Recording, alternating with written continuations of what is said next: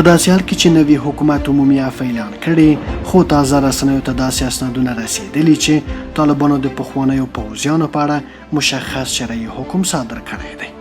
د دغه حکم په یوې برخه کې راغلي چې هغو کسانو ته به هیڅکله هم عفو ونه شي چې د تیر نظام په فاسدو ادارو کې کار کړی وي، او ډیری شنونکي او فعالان په دې باور دي چې طالبان په دې کار سره غواړي چې د تیر نظام د پوځیانو د وژلو لپاره شرعي جواز ترلاسه کړي او خپل عمل دیني وبولي.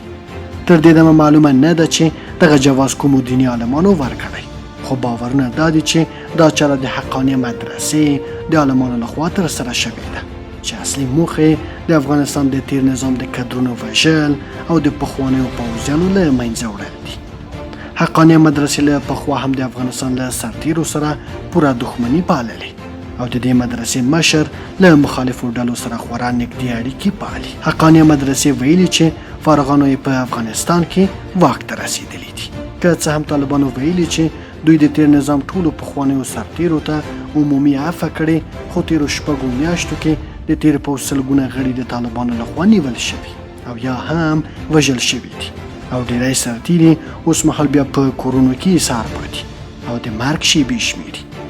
طالبان تر ډیره د تیر نظام د ملي امنیت او د خاصو ځواکونو غړي په نښه کوي او دوی د خپل نظام پر وړاندې یو بالقوت دښمن دي.